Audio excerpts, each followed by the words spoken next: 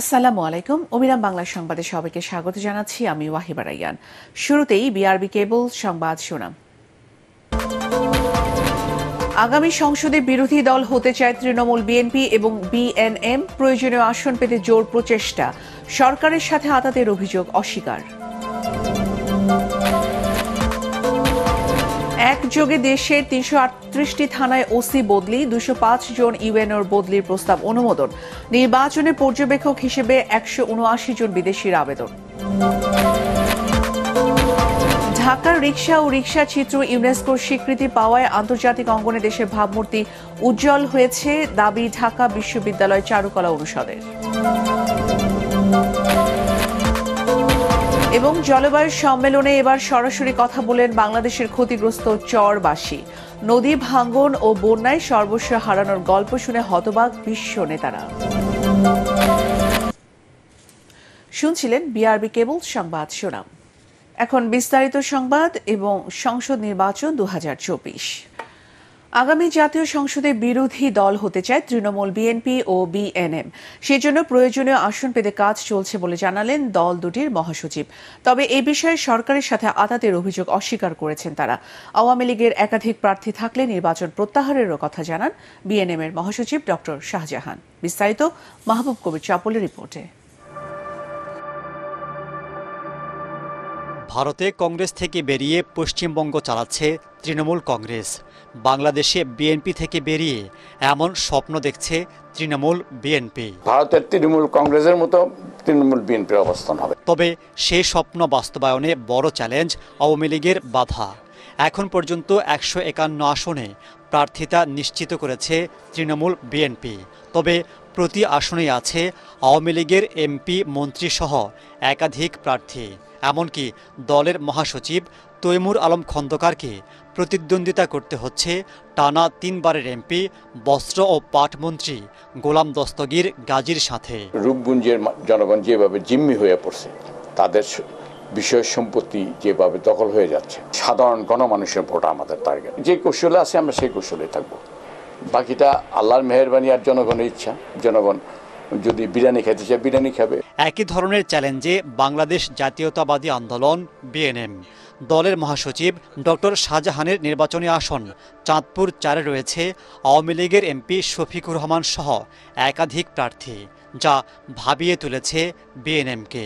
তাদের যদি এক এক আসনে ৪ জন ৫ জন করে দাঁড়ায়, এবং তারা তো ন্যাচারালি চেষ্টা করবে তার ডমিনেটিং এলাকার সমস্ত ভোট কেটে নিয়ে চলে যেতে। আমরা হয়তো বলতে বাধ্য হব, আপনারাই নির্বাচন করেন, আমরা নির্বাচনের মাঠ থেকে উঠে আসবে।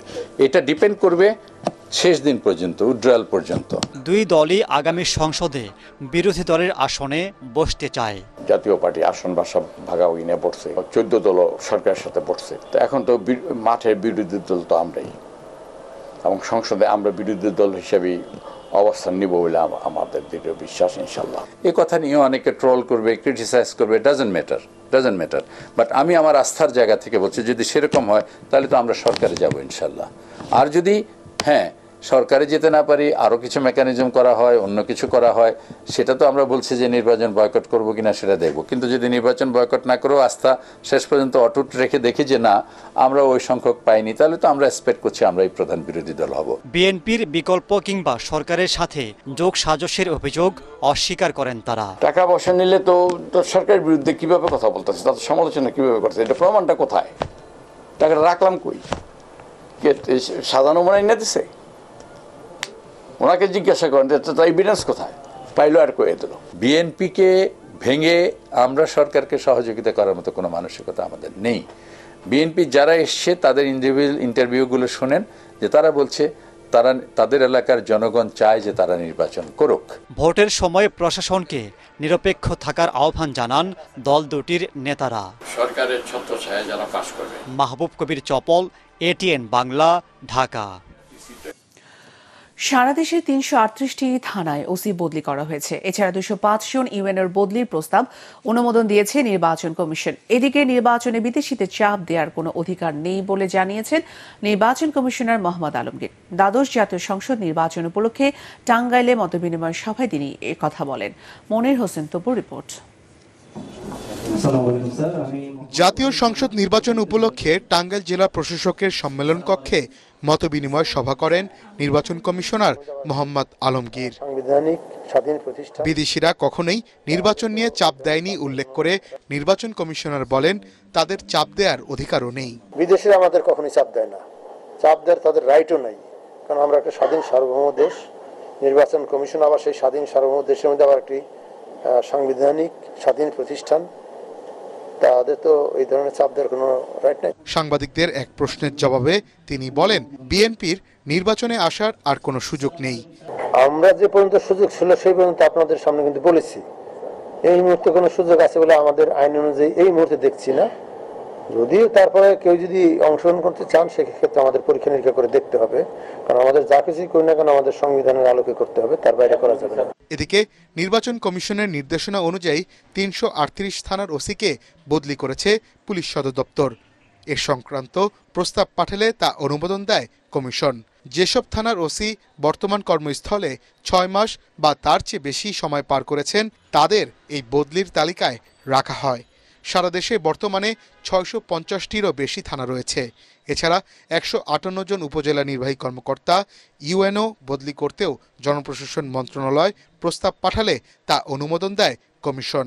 স্বরাষ্ট্র মন্ত্রণালয় থেকে সে বিষয়ে প্রস্তাব এসেছিল এবং ঢাকা মেট্রোপলিটন সহ সমগ্র বাংলাদেশে মোট ৩৩৮ জন থানার ভারপ্রাপ্ত কর্মকর্তাকে বদলি পদায়নের প্রস্তাবে নির্বাচন কমিশন অনাপত্তি জ্ঞাপন করেছেন। মোট ২০৫ জন উপজেলা নির্বাহী কর্মকর্তাকে বদলির প্রস্তাবে নির্বাচন কমিশন সম্মতি প্রদান করেছেন। মনির হোসেন তপু, এটিএন বাংলা, ঢাকা। দ্বাদশ জাতীয় সংসদ নির্বাচনে পর্যবেক্ষক হিসেবে ১৭৯ জন বিদেশি আবেদন করেছেন বলে জানিয়েছে নির্বাচন কমিশন। এদিকে তৃতীয় দিনে প্রার্থিতা ফিরে পেতে রেকর্ড সংখ্যক আপিলের আবেদন জমা পড়েছে কমিশনে। সবচেয়ে বেশি ৩৩টি আবেদন জমা পড়েছে কুমিল্লা অঞ্চলে। গণমাধ্যমে এসব তথ্য জানান কমিশন সচিব মোহাম্মদ জাহাঙ্গীর আলম। জানাচ্ছেন মুস্তাফিজুর রহমান। ঋণ খেলাপি সহ নানা কারণে মনোনয়ন বাদ পড়লেও তা ফিরে পেতে দিনভর নির্বাচন কমিশনে ছিল প্রার্থীদের ভিড়। গেল ৫ তারিখ থেকে প্রার্থিতা ফিরে পেতে আপিল শুরু হলেও রেকর্ড সংখ্যক আপিল জমা পড়ে তৃতীয় দিনে। সবচেয়ে বেশি আপিলের আবেদন জমা পড়েছে কুমিল্লা অঞ্চলের ৩৩টি। এছাড়া ঢাকায় ২৬, রংপুরে ২৪, রাজশাহী খুলনায় ১৭টি এবং চট্টগ্রামের ১১ জন আপিল করেন। নাম ঠিক আছে, আর যে ভোটার নাম্বারটার অর্ধেক ঠিক আছে, অর্ধেক ঠিক নাই। এই শুধু অল্প অজুহাতে আমার নমিনেশন পেপারটা বাতিল করেছে। নিয়ম অনুযায়ী আমি আপিল করেছি। আমি আশা করছি যে আমাদের বক্তব্য শুনে আমরা আমাদের মনোনয়নপত্র বৈধ ঘোষিত হবে। আগামী ৯ ডিসেম্বর পর্যন্ত সংক্ষুব্ধ প্রার্থীদের আপিল আবেদন গ্রহণ করা হবে। ১০ ডিসেম্বর থেকে ১৬ ডিসেম্বর পর্যন্ত আপিলের বিষয়ে শুনানি হবে নির্বাচন কমিশনে। এ পর্যন্ত মোট আপিল দায়ের হয়েছে ৩৩৮টি। প্রথম দিন আপিল দায়ের হয়েছিল ৪২টি, দ্বিতীয় দিন ১৪১টি, আজকে তৃতীয় দিন ১৫৫টি সহ মোট ৩৩৮টি আপিল দায়ের হয়েছে, যেগুলো ১০ তারিখ থেকে পর্যায়ক্রমে শুনানি অনুষ্ঠিত হবে। ১৭৯ জন বিদেশি নির্বাচন পর্যবেক্ষক হিসেবে আবেদন করেছে বলে জানান ইসি সচিব জাহাঙ্গীর আলম। বিদেশি পর্যবেক্ষকের এ পর্যন্ত যে তথ্য আমরা যেটা পেয়েছি, পর্যবেক্ষক হিসাবে ১৩১ জন রেজিস্ট্রেশন করেছেন, সাংবাদিক হিসাবে ৪৮ জন রেজিস্ট্রেশন করেছেন, মোট ১৭৯ জন রেজিস্ট্রেশন করেছেন। বুধবার ছিল বিদেশি নির্বাচনী পর্যবেক্ষকদের আবেদনের শেষ দিন। মুস্তাফিজুর রহমান, এটিএন বাংলা, ঢাকা। জাতির পিতা বঙ্গবন্ধু শেখ মুজিবুর রহমানের সমাধিতে শ্রদ্ধা জানিয়েছেন বঙ্গবন্ধু কন্যা ও প্রধানমন্ত্রী শেখ হাসিনা। ছোট বোন শেখ রেহানা সহ পরিবারের অন্য সদস্যদের নিয়ে স্বাধীন বাংলাদেশের স্থপতির সমাধিতে শ্রদ্ধা জানিয়ে কিছুক্ষণ নীরবে দাঁড়িয়ে থাকেন তিনি। এ সময় বঙ্গবন্ধু সহ ৭৫-এর ১৫ আগস্টে নিহত শহীদদের আত্মার মাগফিরাত কামনায় দোয়া ও মোনাজাত করা হয়। এর আগে ২ দিনের ব্যক্তিগত সফরে গণভবন থেকে সড়ক পথে গোপালগঞ্জে টুঙ্গিপাড়া পৌঁছান প্রধানমন্ত্রী। নিজ বাড়িতে আওয়ামী লীগের স্থানীয় নেতাকর্মীদের সাথে বৈঠক করেন তিনি। আজ কোটালীপাড়ায় উপজেলা আওয়ামী লীগের কার্যালয়ে নেতাদের সাথে মতবিনিময় করবেন দলীয় সভাপতি। ঢাকার রিকশা ও রিকশা চিত্র ইউনেস্কোর সাংস্কৃতিক ঐতিহ্যের স্বীকৃতি পাওয়ায় আন্তর্জাতিক অঙ্গনে দেশের ভাবমূর্তি উজ্জ্বল হয়েছে বলে মনে করেন ঢাকা বিশ্ববিদ্যালয়ের চারুকলা অনুষদের ডিন। তার মতে এই স্বীকৃতির কৃতিত্ব শুধু চিত্রশিল্পীদের নয়, রিকশা তৈরির সঙ্গে জড়িত কারিগরদেরও। অন্যদিকে কেন্দ্রীয় ব্যাংকের সাবেক গভর্নর ডক্টর সালেউদ্দিন মনে করেন এই স্বীকৃতি অর্থনৈতিক ক্ষেত্রে বড় ভূমিকা রাখবে। মিজান শাহজাহানের রিপোর্ট। ঢাকা শহরের নামের আগে যেসব বিশেষণ যুক্ত করা হয় তার অন্যতম রিকশার নগরী। ইঞ্জিন চালিত নানা মডেলের নিত্য নতুন বাহন রাস্তায় নামলেও এখনও আবেদন হারায়নি রিকশা। ঢাকার রিকশা স্থান করে নিয়েছে বিশ্বের অনেক নামি দামি জাদুঘরে। ঢাকা বিশ্ববিদ্যালয়ের চারুকলা অনুষদের ডিন অধ্যাপক নিসার হোসেনের মতে রিকশা চিত্র বলতে পুরো কারুকাজকে বোঝায়। ব্রিটিশ মিউজিয়াম তারা কিন্তু বহু আগে রিকশা কালেক্ট করেছে, রিকশা এবং রিকশা পেন্টিং দুটোই তারা সংগ্রহ করেছে। ফোকোয়া আর্ট মিউজিয়াম, এই দুটো মিউজিয়ামই হচ্ছে এই ধরনের আর্টের জন্য সবচেয়ে বিখ্যাত। তারা কিন্তু সংগ্রহ করে ফেলেছে, অথচ আমাদের দেশের লোকজনের কাছে সংগ্রহ দেখবেন না। ডিকশনারি অফ আর্ট, তার মধ্যে কিন্তু এই সাউথ ইস্ট এশিয়ার যে ফোক আর্টের সংজ্ঞা আছে সেখানে একমাত্র রিকশা পেন্টিং আছে। বাংলাদেশ ব্যাংকের সাবেক গভর্নর ডক্টর সালেহুদ্দিন আহমেদের মতে ইউনেস্কোর এই স্বীকৃতি অর্থনীতিতে বড় ভূমিকা রাখবে। বাংলাদেশের সৃজনশীলতা আছে এবং একেবারে লোয়ার লেভেলে যে আমাদের এই যে কৃষ্টিটা আছে, শিল্পটা আছে এবং রিকগনাইজ করা, এটা কিন্তু বাংলাদেশের ইমেজকে গড়ে দেবে এবং সেটা আমার মনে হয় ব্যবসা বাণিজ্য পলিটিক্যাল সাথে আমাদের ভাবমূর্তিকে আরো উন্নত করবে। তবে রিকশার কারুকাজে সনাতন নকশার পরিবর্তে সচেতনতামূলক প্রচারণায় গুরুত্ব দেওয়ার তাগিদ দিয়েছেন সংশ্লিষ্টরা।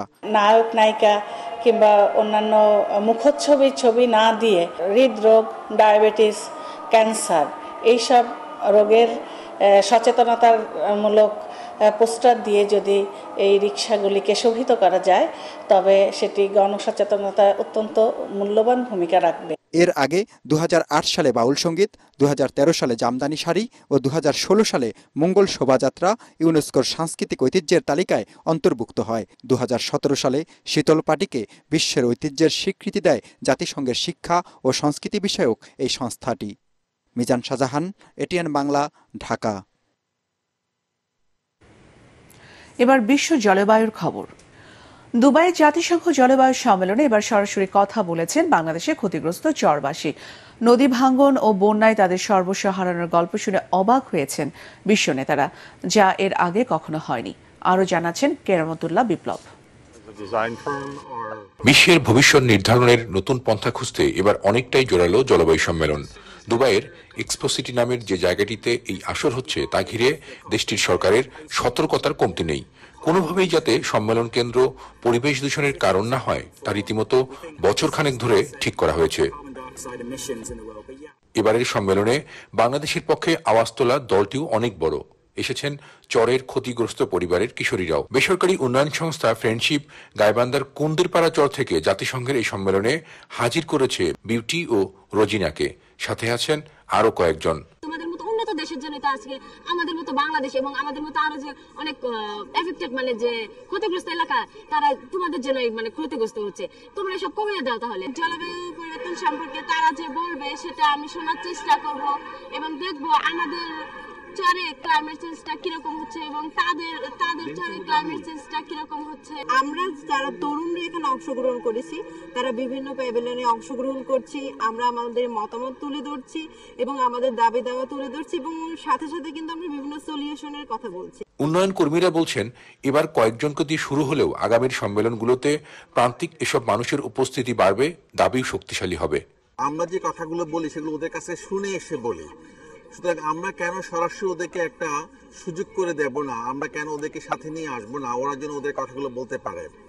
ভাষা কখনই একটা বাধা হতে পারে না। মানুষ যখন দুর্যোগের মুখোমুখি দাঁড়ায় তখন মানুষের যে আবেগ, উচ্ছ্বাস এবং মানুষের যে অভিব্যক্তি সেটাই বলে দেয় তার দুঃখ, কষ্ট এবং যন্ত্রণাটা কত ভয়াবহ এবং কত তিক্ত হয়।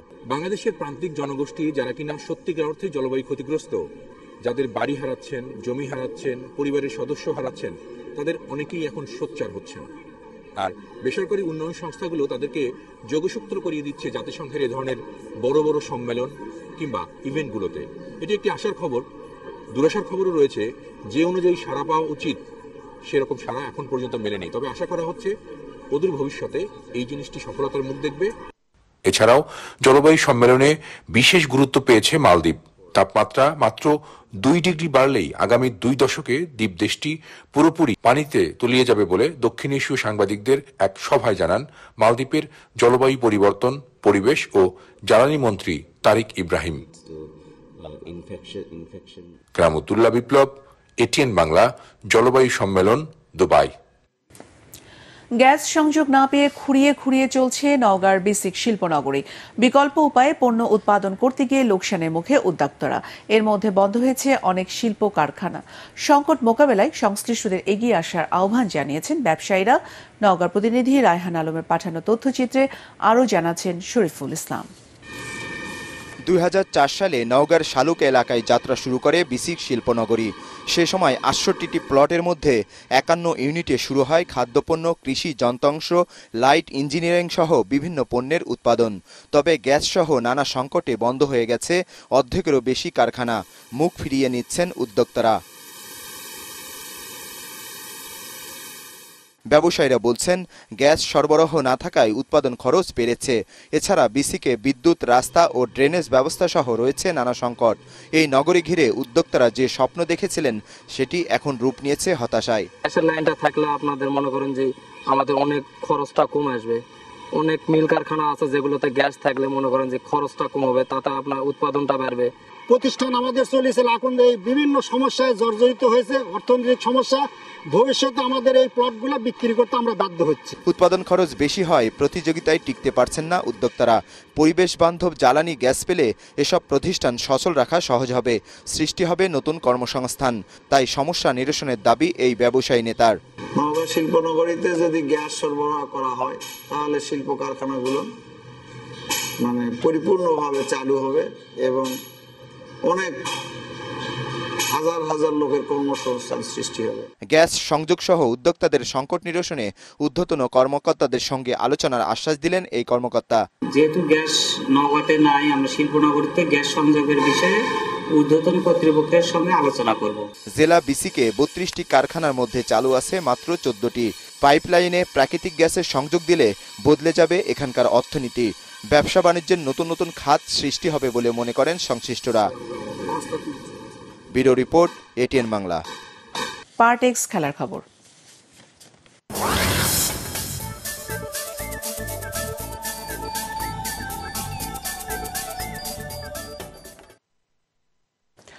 মাঠ ভেজা থাকায় মিরপুর টেস্টের তৃতীয় দিনের খেলা শুরু হতে বিলম্ব হচ্ছে। বৃষ্টি থামলেও শেরেবাংলা জাতীয় ক্রিকেট স্টেডিয়ামের মাঠ এখনও খেলার উপযোগী হয়ে ওঠেনি। আর বৃষ্টি না হলে দুপুরের মধ্যে খেলা শুরু হওয়ার সম্ভাবনা আছে। এর আগে বাংলাদেশ ও নিউজিল্যান্ডের মধ্যকার দ্বিতীয় টেস্টের দ্বিতীয় দিনের খেলা বৃষ্টির কারণে পরিত্যক্ত হয়। টেস্টের প্রথম দিন শেষে 117 রানে এগিয়ে থাকায় সুবিধাজনক অবস্থানে রয়েছে বাংলাদেশ। নিজেদের প্রথম ইনিংসে 172 রান করে টাইগাররা। জবাবে ব্যাট করতে নামা নিউজিল্যান্ডে 55 রানে 5 উইকেট তুলে নিয়ে চাপেই রেখেছে স্বাগতিকরা। ইংলিশ প্রিমিয়ার লিগে নিউক্যাসল ইউনাইটেডকে 3-0 গোলে হারালো স্বাগতিক এভারটন। গতরাতে এভারটনের ঘরের মাঠ গুডসন পার্কে ম্যাচের 78 মিনিট গোলশূন্য ছিল দুই দল। এরপর নিউক্যাসলের ডিফেন্ডার কাইরেন ট্রিপিয়ারের ভুলে প্রথম গোলে দেখা পায় এভারটন। 79তম মিনিটে দলকে এগিয়ে দেন ইংল্যান্ড ফরওয়ার্ড ডোয়াইট ম্যাকনিল। এর আগে 7 মিনিট পর সফরকারীদের বিপক্ষে ব্যবধান দ্বিগুণ করেন এভারটনের মিডফিল্ডার আব্দুল্লাহ ডকোরে। এখানে কাইরেন ট্রিপিয়ারে পরাস্ত করে গোল করেন মালির তারকা ফুটবলার ডকোরে। নিজেদের ভুলে প্রথম 2 গোল হজম করে ম্যাচ থেকে ছিটকে পড়ে নিউক্যাসল। অতিরিক্ত সময়ে দলের হয়ে সবশেষ গোলটি করেন পর্তুগালের ফরওয়ার্ড বেটো। প্রিমিয়ার লিগে এটি তার প্রথম গোল। অবশেষে 3-0 গোলে জয় মাঠ ছাড়ে স্বাগতিকরা। 2026 বিশ্বকাপের কথা মাথায় রেখে 48তম কোপা আমেরিকার আসর বসছে যুক্তরাষ্ট্রে। যুক্ত হচ্ছে কনকাকাফ অঞ্চলের বেশ কিছু দল। সব মিলে 16 দল নিয়ে হবে এই টুর্নামেন্ট, যেখানে এ গ্রুপের গ্রুপ অফ ডেথে পড়েছে আর্জেন্টিনা। সহজ প্রতিপক্ষ পেলেও স্বস্তি পাচ্ছে না ব্রাজিল। গ্রুপ ডিতে কলম্বিয়া এবং প্যারাগুয়ের মতো প্রতিপক্ষের সামনে পড়তে হবে ভিনিসিয়াস জুনিয়রদের। গ্রুপিংয়ের নিয়ম অনুযায়ী কোনো গ্রুপে 3-এর বেশি কনমেবলের দেশ ও 2-এর বেশি কনকাকাফ অঞ্চলের প্রতিনিধি থাকবে না। সেই অনুযায়ী আর্জেন্টিনা এবং ব্রাজিল 2 গ্রুপে একসঙ্গে 3টি কনমেবলের দেশ যুক্ত হয়েছে। এই গ্রুপে আর্জেন্টিনা পাচ্ছে প্রতিপক্ষ পেরু এবং চিলিকে, আর ব্রাজিলের গ্রুপে মহাদেশীয় প্রতিপক্ষ কলম্বিয়া এবং প্যারাগুয়ে।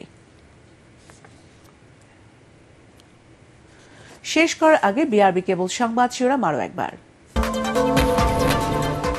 আগামী সংসদে বিরোধী দল হতে চায় তৃণমূল, বিএনপি এবং বিএনএম। প্রয়োজনীয় আসন পেতে জোর প্রচেষ্টা। সরকারের সাথে আতাতের অভিযোগ। একযোগে দেশে 338টি থানায় ওসি বদলি, 205 জন ইউএনওর বদলির প্রস্তাব অনুমোদন। নির্বাচনে পর্যবেক্ষক হিসেবে 179 জন বিদেশির আবেদন। ঢাকা রিকশা চিত্র ইউনেস্কোর স্বীকৃতি পাওয়ায় আন্তর্জাতিক অঙ্গনে দেশের ভাবমূর্তি উজ্জ্বল হয়েছে, দাবি ঢাকা বিশ্ববিদ্যালয় চারুকলা অনুষদের। এবং জলবায়ু সম্মেলনে এবার সরাসরি কথা বলেন বাংলাদেশের ক্ষতিগ্রস্ত চরবাসী। নদী ভাঙ্গন ও বন্যায় সর্বস্ব হারানোর গল্প শুনে হতবাক বিশ্ব নেতারা। পরবর্তী সংবাদ দেখার আমন্ত্রণ জানিয়ে এখনকার মতো শেষ করছি। এটিএন বাংলা সংবাদ ইউটিউবে দেখতে ব্রাউজ করুন youtube/ATN Bangla News। ধন্যবাদ।